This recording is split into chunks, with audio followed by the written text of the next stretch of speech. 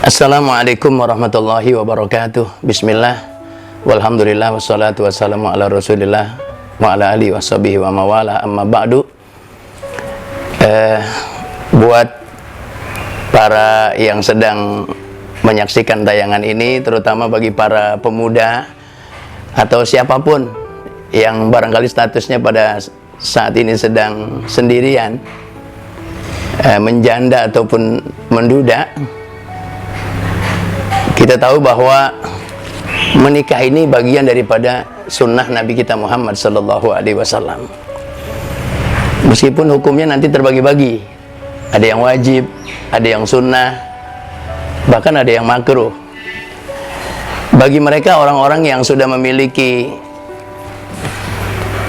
kemampuan untuk menafkahi, ada keinginan kuat untuk melakukan hubungan intim, maka bagi orang yang dalam kondisi seperti itu, apalagi ketika misalnya dia tidak sanggup mengendalikan keinginan syahwatnya, sehingga kemudian ketika dia tidak menikah, maka akan menjerumuskan dia ke dalam perbuatan zina, na'udzubillah min dzalik.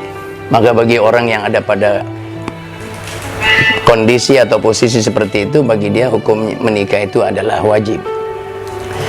Dan kalau sudah ada pada posisi seperti itu, sudah, bismillah. Jangan terlalu jangan terlalu banyak kriterianya. Memang agama sudah memberikan tuntunan, sudah memberikan bimbingan. Dinikahi perempuan itu karena 4 alasan. Ya, cantiknya ada di dia, kemudian kayaknya ada di dia, prestasi reputasinya ada di dia, kemudian agamanya pun Masya Allah sangat berkualitas. Ataupun perempuan, ya, kriteria laki-laki yang dia akan terima lamarannya itu seperti itu. Ini memang idealnya, tetapi pada realitanya untuk ada 4 perkara tadi pada diri seseorang itu bukan hal yang gampang. Mungkin baru ada indikasi-indikasinya sudah diduluin orang gitu. Oleh karena itu, realistis saja.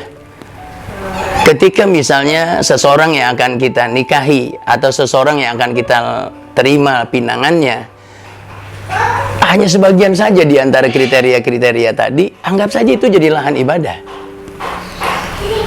Misalnya laki-laki akan menikahi perempuan yang baru sebatas ada pada cantiknya, ada pada hartanya, tapi kemudian prestasi, reputasi, dan agamanya masih minim. Sudah, ketika sudah ada kecocokan, sudah, nikahi saja. Jadikanlah kekurangannya itu lahan untuk beribadah.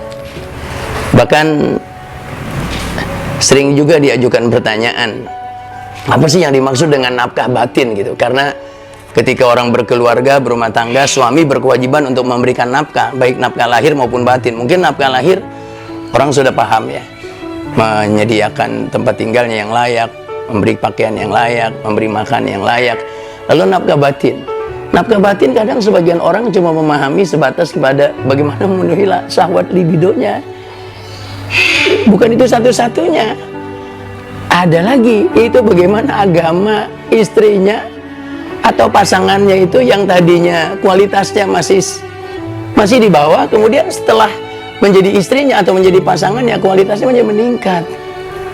Katakanlah begini contohnya. Misalnya laki-laki menikahi perempuan. Ketika dinikahi, perempuan itu masih tidak menutup auratnya secara maksimal. Katakanlah bagian rambutnya masih terlihat. Setelah menjadi istri dia, maka kemudian istrinya itu diarahkan, dididik dengan sabar, dengan santun, dengan kelembutan, sehingga kemudian ada sebab dapat hidayah dari Allah Subhanahu wa taala, maka sang istri ini pun akhirnya menutup auratnya secara maksimal. Yang tadinya atau kemarin-kemarin tidak mengenakan jilbab begitu, sudah mulai mau mengenakan jilbab. Karena kalau kita cari yang nyaris mendekati sempurna, rasanya boleh jadi satu pekerjaan yang sangat sulit untuk bisa dilaksanakan, dan kriteria yang cukup sulit untuk bisa dipenuhi. Nah, sementara tuntutan kebutuhan ini kan terus Nah, ini bagi yang ada pada di posisi ini ya. Oleh karena itu bismillah. Bismillah saja sudah. Kadang-kadang mungkin menjadi pertimbangan sebagian anak muda untuk menikah itu menjadi mundur maju, mundur maju, mundur maju, persoalan profit, persoalan penghasilan. Kalau segini gimana ini nanti apa bisa menafkahi istri gitu. Padahal Masya Allah, kalau kalian menikah dalam keadaan fakir, maka Allah yang akan bikin kalian bisa mencukupi kebutuhan kalian. Itu banyak buktinya sudah. Mungkin dari generasi ke generasi. Ya termasuk Bapak sendiri deh. Awal-awalnya itu ya dengan segala macam ya pendapatannya ala kadar. Tapi seiring berjalannya waktu, apalagi sudah mulai punya anak, Masya Allah, Tabarakallah, Allah kirimi rezeki dari berbagai macam cara, dari berbagai macam jalan. Pada akhirnya Alhamdulillah, meskipun anak lumayan banyak, akan tetapi satu persatu bisa dinafkahi dengan baik, memperoleh pendidikan, jenjang pendidikan formal yang ya boleh dikatakan memadai lah begitu. Dan itu janji Allah Subhanahu wa Ta'ala. Kemudian yang harus banget diyakini, jadi sangat-sangat ditanamkan keyakinan bahwa menikah itu adalah ibadah, menikah itu adalah kemuliaan, menikah itu adalah menjaga kehormatan, menikah itu melindungi privasi. Oleh karena itu, jadikanlah ini sebagai, boleh antum renungkanlah begitu ya.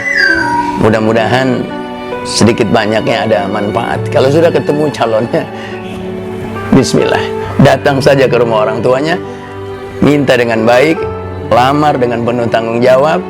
Insya Allah segala sesuatunya diberikan kemudahan oleh Allah Subhanahu wa Ta'ala. Ini saja, terima kasih. Assalamualaikum warahmatullahi wabarakatuh.